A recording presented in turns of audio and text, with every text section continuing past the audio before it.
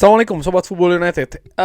News update, informasi terkait dengan Manchester United. Gua ambil sumbernya dari beberapa sumber yang kredibel ya. Ini gua tulis di judul akan segera terjadi. Nampaknya akan ada yang segera terjadi karena demikian informasi yang dikatakan oleh Fabrizio Romano di konten terbarunya. Fabrizio Romano mengatakan bahwa ini terkait dengan Matheus Cunha. Manchester United akan melakukan pembicaraan baru dengan Matheus Cunha. Ini akan dilakukan dengan segera dan akan mencoba untuk segera menyelesaikan kesepakatan ini. Ruben Amorim sangat menyukai sang pemain. Dan Manchester United pun juga merasakan kalau Matheus Cunha ya ini sangat ingin bergabung dan sangat tertarik dengan proyek di Manchester United. Bahkan Fabrizio Romano juga menyebutkan kesepakatan yang akan terjadi. Manchester United ini ingin segera menyelesaikannya, tidak sampai di bulan Juli atau Agustus, bahkan sebelumnya. Dan Fabrizio Romano juga menyebutkannya di video terbarunya kalau here we go is possible soon. Artinya here we go akan mungkin segera terjadi. Jadi Matheus Cunha punya peluang besar untuk menjadi pemain pertama yang akan ke Manchester United, pemain pertama yang direkrut oleh Ruben Amorim di musim panas nanti. Dan ya kalau melihat posisi dari Matheus Cunha, ini memang di posisi yang Manchester United saat ini butuhkan ya, yaitu pemain yang diharapkan bisa menaikkan kualitas dari lini serang Manchester United. Tapi, nah ini ada juga yang menarik bahwa ada kemungkinan pemain yang memiliki posisi sama dengan Matheus Cunha saat ini, yaitu adalah Alejandro Garnacho. Disebutkan oleh David Ornstein dari The Athletic ya, ini jurnalis yang kredibel, mengatakan bahwa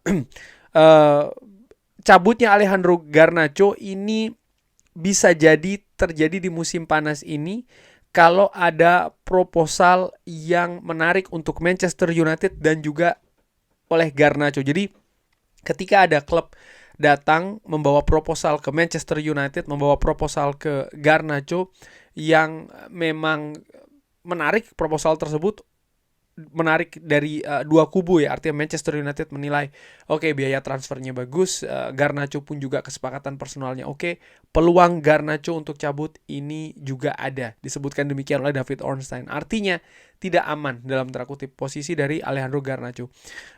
Gue juga ingat dan Sobat Football United juga ingat bagaimana di musim dingin kemarin di bursa transfer Napoli sempat menunjukkan ketertarikannya, bahkan sudah sampai ke penawaran harga. Hanya saja harga tersebut tidak disepakati atau Manchester United menilai angkanya tidak sesuai dengan yang diinginkan sehingga kesepakatan batal terjadi. Nah, di musim panas nanti kalau seandainya ada proposal baru datang untuk Garnacho dengan nilai yang lebih tinggi lagi, bukan tidak mungkin Manchester United akan melepasnya. Apakah ini terkait dengan Cunha yang datang? Bisa jadi ini salah satu trigger.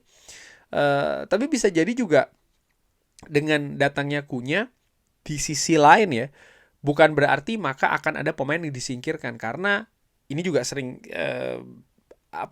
sering dibahas oleh fans Manchester United. Ketika ada satu pemain datang atau ketika ada satu pemain diincar, maka pemain lain yang saat ini berada di posisi tersebut, wah ini akan dijual, ini pasti akan lepas dan lain-lain. Tidak seperti itu, karena harus diingat juga bahwa Manchester United ini butuh lebih dari 11 pemain, bahkan lebih dari 18 pemain. Kedalaman skuad ini penting sekali. Jadi bukan berarti kalau karena ada Cunha maka Garnacho ini cabut ya. Menurut gue tidak sesederhana itu, tidak sesimpel itu, tidak secetek itu. Tapi juga kubu dari Garnacho pastinya akan berhitung ya, akan menganalisa dengan datangnya Cunha bagaimana rencana terkait dengan Garnacho dari Ruben Amorim, seperti apa? Apakah tetap masuk rencananya atau memang seperti apa? Karena ini juga akan penting sekali untuk dibahas ya sebelum sang pemain ini menentukan masa depannya. Dan menurut gue kemungkinan tersebut masih sangat terbuka, baik itu Garnacho cabut dari Manchester United atau stay. Nah, pemain lain yang juga dibahas oleh David Ornstein yaitu adalah Kobbie Mainoo. Berbeda dengan Garnacho, situasi Kobbie Mainoo akan stay di Manchester United ini semakin berkembang. Walaupun ada situasi kontrak yang harus diselesaikan oleh klubnya. Kobbie Mainoo masih memiliki beberapa tahun sebenarnya kontrak profesional dengan Manchester United. Tapi beberapa waktu belakangan memang ada kabar ya kan bahwa kubu dari Kobbie Mainoo ini ingin supaya ada perpanjangan kontrak. Manchester United disebutkan sebenarnya sudah dari lama ya memiliki keinginan untuk memperpanjang kontrak dari Kobbie Mainoo. Pembicaraan pun juga terus dilakukan walaupun belum ada kesepakatan. Nah, terkait dengan situasi Kobbie Mainoo, menurut gua ya Kobbie Mainoo ingin angka gaji baru ya kan. Manchester United menurut gua saat ini belum pada situasi mereka tahu atau mereka akan menawarkan angka berapa. Menurut gua, ini subjektifnya gua, secara ringan amatiran seperti itu. Kenapa? Di tangan Ruben Amorim, penampilan Kobbie Mainoo ada dua hal. Nomor satu, dia masih belum maksimal. Nomor dua, secara frekuensi pun juga masih jarang. Belum sering. Ketika pemain lain bisa diakses, bisa dianalisa oleh Ruben Amorim, bisa dicari, posisi mana yang paling maksimal, gaya permainan apa yang bisa dimaksimalkan, dan lain-lain. Kobbie Mainoo masih belum dalam tahap seperti itu menurut gue. Kenapa? Murni karena Kobbie Mainoo absennya cukup banyak. Dan periode saat ini sampai dengan musim panas nanti, akhir musim nanti ya, bulan depan di bulan Mei, menurut gue ini akan menjadi periode krusial bagi Kobbie Mainoo. Sehingga gue perkirakan Kobbie Mainoo saat ini yang sudah fit ya akan lebih sering diberi kesempatan oleh Ruben Amorim. Baik itu sebagai starter ataupun sebagai pemain pengganti. Baik itu sebagai gelandang tengah, mungkin juga sebagai gelandang serang atau bahkan sebagai penyerang. Akan sering diturunkan untuk diakses, untuk dilihat, untuk dianalisa. Sehingga dari situ dia akan memiliki prospek proyek ya kira-kira akan seperti apa musim depan dengan Kobbie Mainoo. Seberapa sering dia akan dimainkan, di posisi mana dia akan dimainkan, dan lain-lain. Dan ini muaranya akan maka gaji sekian yang akan ditawarkan oleh Manchester United ke kubu Kobbie Mainoo. Gua menilai bahwa dari beberapa informasi yang gue dapatkan ya, sebenarnya Manchester United ini tidak dalam posisi ingin melepas Kobbie Mainoo. Pun juga demikian, Kobbie Mainoo tidak dalam posisi ingin meninggalkan Manchester United. Jadi ini merupakan faktor positif ya di antara keduanya. Gue menilai Kobbie Mainoo sebagai talenta besar di sepak bola Manchester dan juga Inggris ya.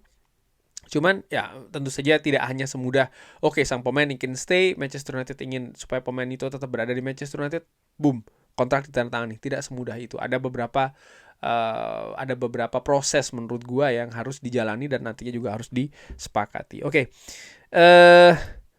Ya, dari David Ornstein ini lagi-lagi informasi terkait dengan Matheus Cunha. Cunha ingin bergabung dengan Manchester United tapi butuh untuk sepakat di kesepakatan personal ya.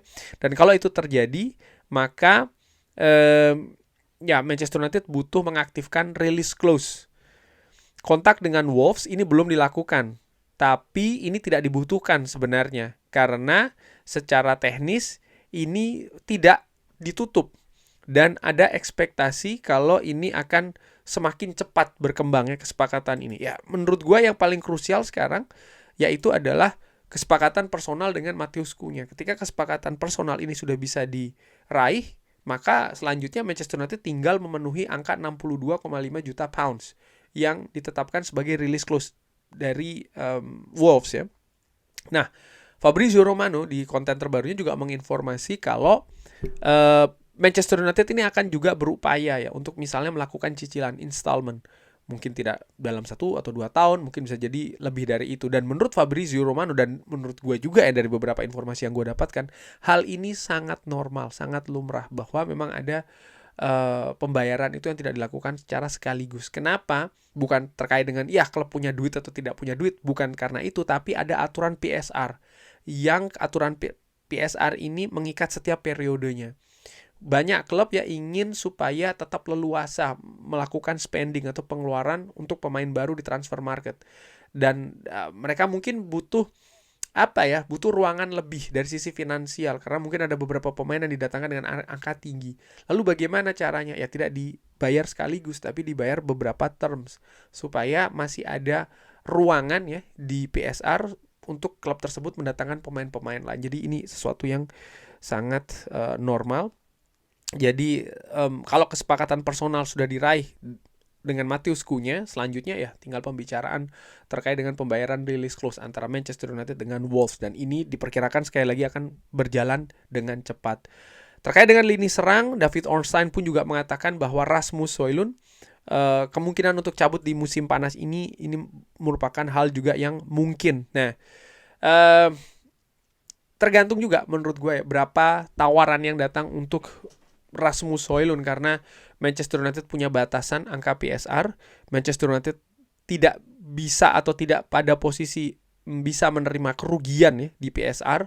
Angkanya gue lupa, kalau tidak salah untuk Rasmus Højlund sekitar 40 jutaan, gue lupa ya, tapi cukup tinggi angkanya ya dari biaya transfer yang didatangkan pada 2 musim yang lalu. Lalu dibagi per tahunnya berapa, dan ya angka tersebut masih cukup tinggi. Dan melihat bagaimana Rasmus Højlund yang penampilannya tidak maksimal di Manchester United, mungkin ini bisa jadi merupakan kesulitan yang tinggi bagi klub untuk menjual Rasmus Højlund ya, dengan batasan angka PSR itu. Dan lini serang Manchester United juga dikaitkan dengan Liam Delap saat ini ya, yang berminat untuk mendatangkan Liam Delap bukan hanya Manchester United, dikabarkan ada Newcastle, dikabarkan ada Chelsea. Sang pemain sendiri belum akan membuat keputusan sampai dengan Piala Eropa U21. Dan mungkin baru akan diketahui sekitar bulan depan. Manchester United disebutkan berminat menetapkan Liam Delap sebagai target nomor 1, tapi penting juga menurut gue untuk menilai atau mencari alternatif-alternatif ya, karena ya Manchester United ada pesaing, dan pesaingnya juga menurut gue cukup kuat ya, Newcastle dan juga Chelsea. Walaupun demikian, seperti gue informasikan sebelumnya, dan ini dikatakan lagi oleh David Ornstein, bahwa Victor Osimhen ini tidak masuk agenda dari Manchester United. Alasannya kenapa? Karena situasi di klub-klub Premier League ya telah melihat bahwa kemungkinan permintaan gaji dari pihak Victor Osimhen ini akan menimbulkan kesulitan, artinya angkanya kemungkinan akan tinggi. Dan ini bukan hanya Manchester United, tapi juga klub-klub lain di Premier League. Dan juga bagaimana karakter dari sang pemain ini tidak yang mereka cari saat ini, khusus untuk Manchester United. Oke, ini kabar yang menarik ya, karena banyak yang mengatakan Victor Osimhen termasuk gue sebenarnya memiliki kemampuan yang bagus, tapi ya gue juga harus sadar, yang gue lihat itu di atas lapangan. Gue tidak tahu apa yang terjadi di luar lapangan, bagaimana karakternya, bagaimana orang-orang di sekelilingnya, karena ini bisa sangat berpengaruh. Manchester United menurut gue dalam menilai 1, 2, 3, 4, 5, 6, banyak sekali pemain di periode sebelumnya sering sekali hanya berbatas menurut gue ya di kemampuan tenis di atas lapangan. Bagaimana pemain-pemain tersebut ketika datang ke Manchester United ternyata melempem, ternyata tidak bisa bagus, ternyata tidak sesuai dengan yang diharapkan. Menurut gue salah satu faktor terbesarnya adalah justru faktor di luar lapangan, orang-orang di sekelilingnya, agennya siapa, karakternya seperti apa, dan lain-lain.